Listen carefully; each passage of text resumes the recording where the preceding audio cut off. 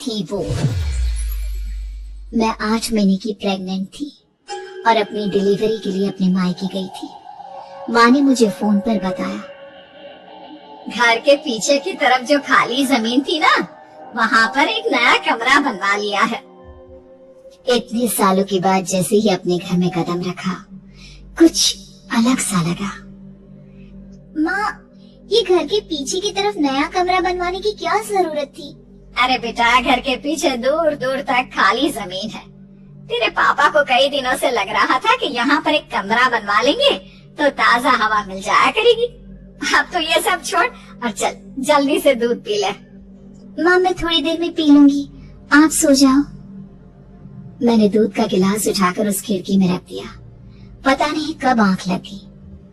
अचानक से खिड़की के पल्लों के खड़कने की तेज आवाज आई। दूध का गिलास धड़ाम से जमीन पर आ गया। जमीन पर गिरते ही दूध का रंग लाल हो चुका था। मैंने खिड़की से झांक कर बाहर देखा। चारों तरफ धूप अंधेरा था। उस अंधेरे की तरफ से कुछ आवाजें आ रही थी, जैसे छोटे बच्चे आपस में खिलखिलाकर मस्ती कर रहे हो।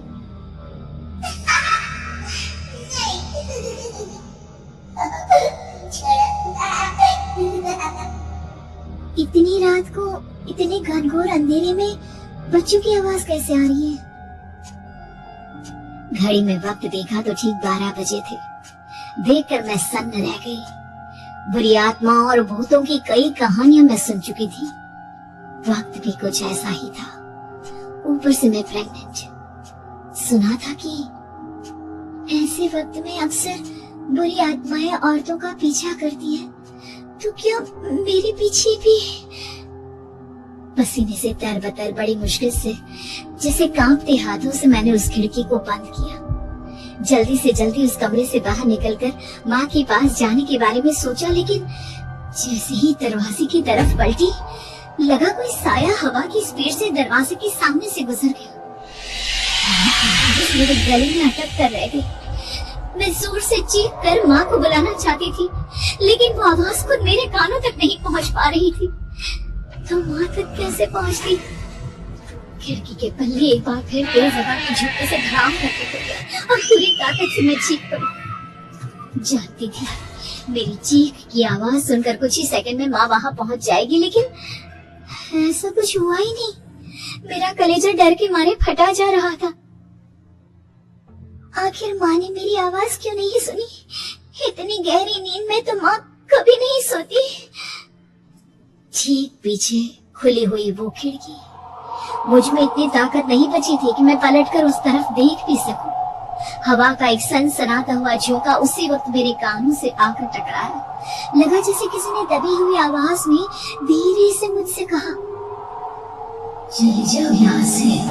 मैंने दोनों हाथ अपने कानों पर रख लिए और एक बार फिर ताकत लगाकर जोर से चीखने की कोशिश की। माँ! पापा! मेरी आवाज उस कमरे की दीवारों से टकराकर वापस मुझे ही सुनाई दे रही थी।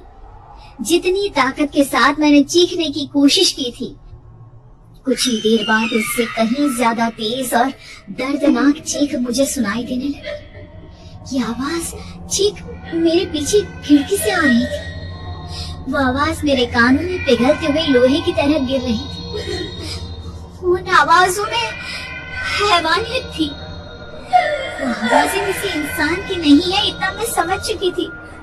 कांप रहे हाथों से मैंने अंधेरे में कुछ ढूंढने की कोशिश की। तभी अचानक मेरा हाथ बेड पर रखी टॉर्च पर पड़ा। किसी तरह ताकत लगाकर टॉर्च का बटन ऑन किया, लेकिन ये क्या? सामने दरवाजे पर 3 छोटी लड़कियां खड़ी हुई थी।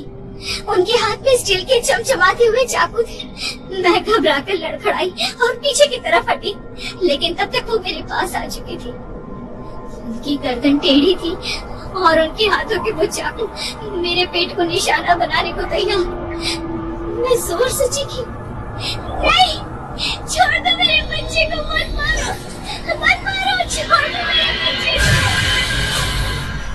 सोनाली, सोनाली, क्या हुआ बेटा? तू इतनी डरी हुई क्यों है? उठ बेटा, क्या हुआ? हड़बड़ाकर मैंने अपनी आंखें खोली। देखा तो दिन निकल आया था।